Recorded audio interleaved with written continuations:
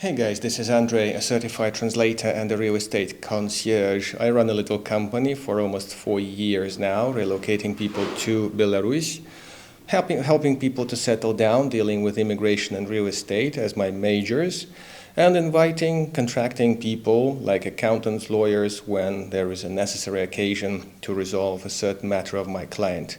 Thank you for staying with the channel. Today we are going through popular questions, trying to generate some answers, let's say average answers, because every case is individual, is unique, and needs a certain unique solution. So let's see what we have on the list today.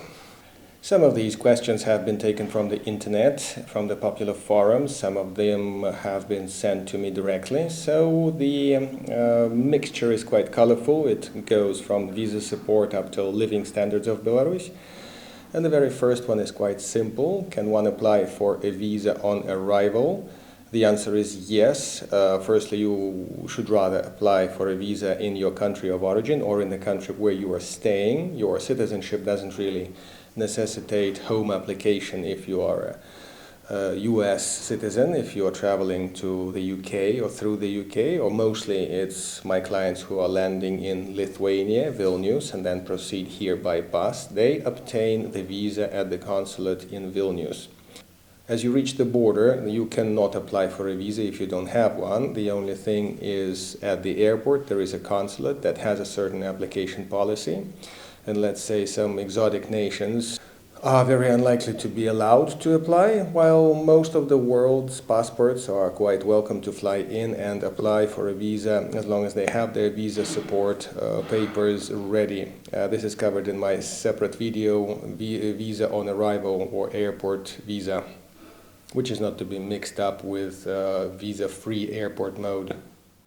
Question: can I build a 4-room, 2-bathroom house in Minsk city? Now, the man was very specific about Minsk city, so I'll be very specific that such a home would probably necessitate your being a very, very, very rich local guy, and there's a bunch of rich local guys who are building things around.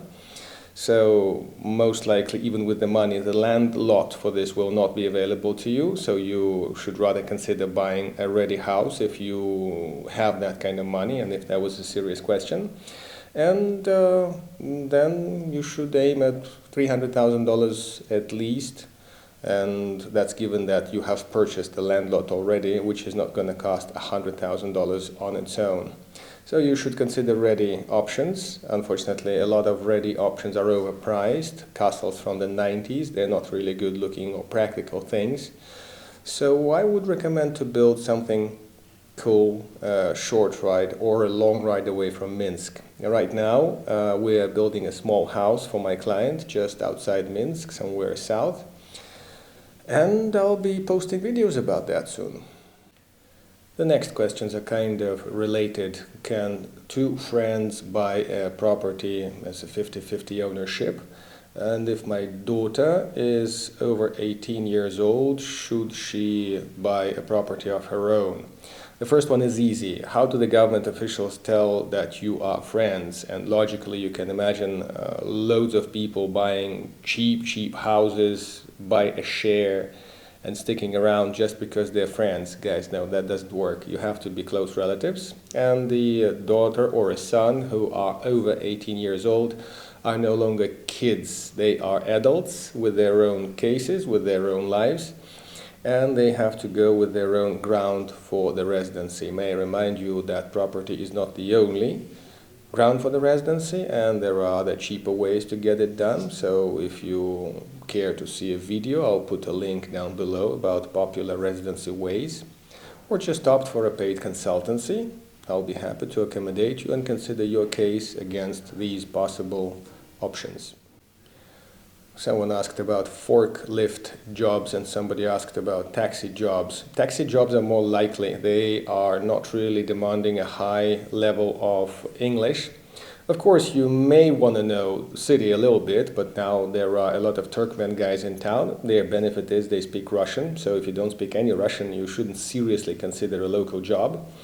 And just like forklift thing, where you have a kind of a fixed geography and Yandex app that you subscribe as an operator, you can get that job, but again, if you don't speak any Russian, and I don't mean thank you and good day and stuff like that, you should consider improving that thing first before throwing yourself into the local labor market.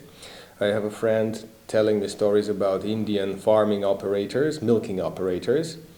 Two of them ran away before the first week of their employment expired, and one guy just is about to give up. That's his, let's say, personal bet. He will not make it through 1 month of such employment.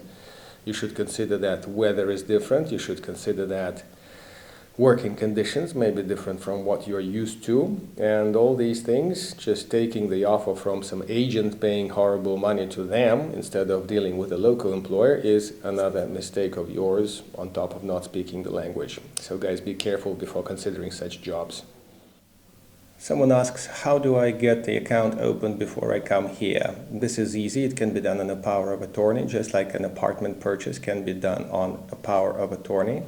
My recent case was when the guy came up with money, left behind a power of attorney, and I bought him an apartment in Vitebsk, which we are going to fix and rent out very soon. Rolling back to the question about the transfers, depending on the currency, depending on the sending bank, it could be a different story. And even from the US, there are still banks that are still wiring money to Belarus. There are still US bank cards that work here in Belarus. But if you know other ways of cashing out your savings, be that crypto or, let's say, other things, bringing in physical cash, that is a very good idea on top of just relying on a bank transfer. And that's something you should really get ready for. How much should two adults budget to live comfortably per month? It depends on if the adults have a place to live. Let's put the rent outside. Let's assume they bought a property to have the residency. So in a larger city, I would say, depending on who they are too, lifestyle and everything, I would say $400 is like the average minimal amount, average minimal level for you to have your food and, let's say, running expenses, some clothing and stuff you need daily and quarterly. Depending on the season, there could be different clothes, and stuff, and places to go and services you may be using. So $400 per month plus residential premises is what you should count on. By the way, there is a minimal monthly salary, but often in Belarus, especially when you don't know the laws and regulations, the declared amount may not necessarily be in your wallet at the end of the month. So make sure you understand the payment conditions and how much you get on end. And if you talk minimal payments, basically it's not the category you should think about. You can look up for the minimal salary on Google. It's quite easy, and even the conversion will be available automatically, but there's no such thing like a minimal per hour payment. There is a man with skills and another man who is ready to fool him paying for using those skills. That's the history of my travel agency employments, and that's how I got self-employed. So many thanks to the crooks in tourism who pushed me into the field to work on my own. I'm really grateful to them. Can TRP get me to Europe? Temporary residency permit in Belarus is not that magical. It allows you to be in Belarus, stay in Belarus for as long as it's valid, up to 12 months a year. And now my clients are going through the third and fourth round of extending their residencies. And the appropriate visas will have to be applied for, just like some of my clients are applying for visas to Russia, so at least to be able to travel or to transit through Russia, to use cheaper flights for Asia. That's something you will have to keep in mind. How long should I stay in the country with TRP, or must I stay? There is no fixed regulation time for the TRP. Holders to be in the country. I had different cases, and people were staying from several weeks to several months up to leaving, absolutely not leaving the country at all. So there is no written regulation on how it should work, but depending on the case, you may really want to double check if this applies to you, or you have some kind of limits depending on your long-term plan. So again, a consultancy could be useful. Which areas in Minsk, which projects do you recommend to shop for, meaning properties and real estate in Minsk? It's a really hugely diverse market, and we are cooperating with several agencies that give us their strategy and allow our clients to choose between this or that property. Right now, a client is in town who is shopping for a little flat to be rented out. So we're considering all potential properties that are not hugely or horribly overpriced, sitting in a handsome location, and we are trying to visualize the short-term strategy for them as properties rented out or properties on standby, holding the money in the air so that we could regroup them later and sell them off and buy something more substantial when the client comes over here and settles down. That's the long-term plan. What are the best websites to consider properties at a glance? Search, filter, analyze, and everything. The top websites are over here, always have been, 3 of them. And the foreign English-speaking websites or something like this are not necessarily in touch with reality because they are absorbing information publicly available on the local websites. They get automatic translation, which is not always correct. And that doesn't always get you the right analytics on end. Grodno and Vitebsk, which are the minimal property prices. Now, talking about minimal property prices, we can talk too low, and sometimes my Indian clients are distracted by this minimal cost, which I never recommend to go for. I would say something decent in all senses. We will not be talking about these senses, would be something 1 room or 2 room, starting from 30 square meters large up to 42 square meters large in either city, would start from 30 to 35,000 US dollars. Seems Grodno, where I'm taking a client in a couple of weeks, is a bit more expensive in this respect. You can also see the filters for yourself and see what kind of properties are available there. And be wise, consider the geography, because a place which is technically in Vitebsk, sitting 15 kilometers away from the city center, just some village that has been thrown into the city geography officially, doesn't really make that place Vitebsk in all senses. That's speaking of practical approach, long-term approach, renting out capacity. The factors that you consider to buy a property shouldn't be just a low price. You should think a little bit forward, and here you may be wanting to consult with someone local who knows the stuff and see what kind of potential your property has to generate the capital or to live.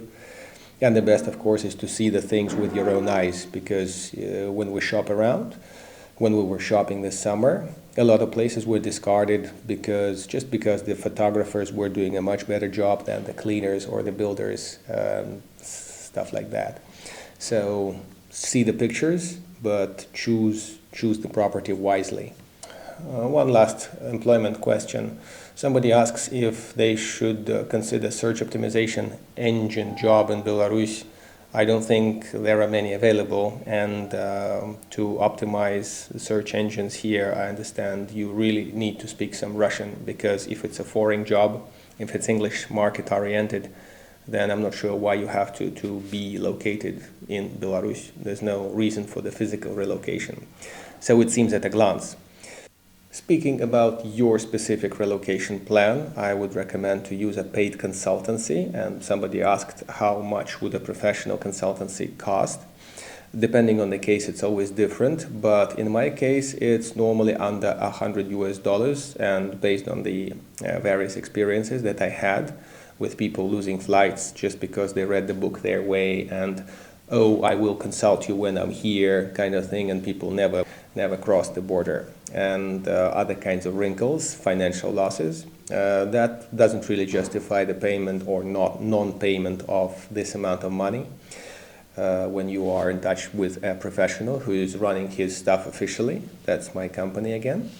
and who basically knows a lot of scenarios, a lot of issues, a lot of problematic points, and can warn you about these things in advance, things that you didn't even consider as you were calling 10 different people or 5 different friends to ask them how the things went. They would relay you their related experience, but the summarized field trends, the new stuff that the friends did not witness when they applied, when their case worked out. This is something that can be discussed during a consultancy.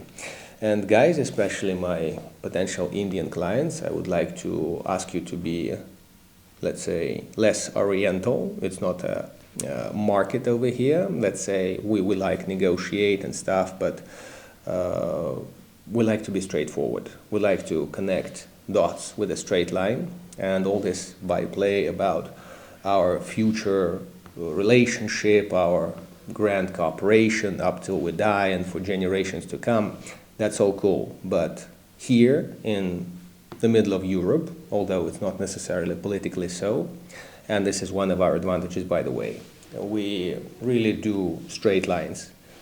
A, B, and C. You promise, you deliver. You promise at a fee, you charge a fee, you deliver a service. It doesn't work like this 100% in Belarus, unfortunately. And recently we had a checkout case when the guy accepted an apartment with quite a bit of a grudge with the owners. For this, you need someone neutral, someone from the sides, someone speaking your language and someone speaking the language of the guys who make problems. I hope you will not have any problems while you're traveling or relocating to Belarus. Thank you for watching the channel. Help the channel with a donation. $5 or $10 would be really great to continue videos rolling out. Thank you for staying with the channel. Any feedback down below is welcome. Push the likes, push the dislikes. I hope to see you in Minsk someday. Cheers.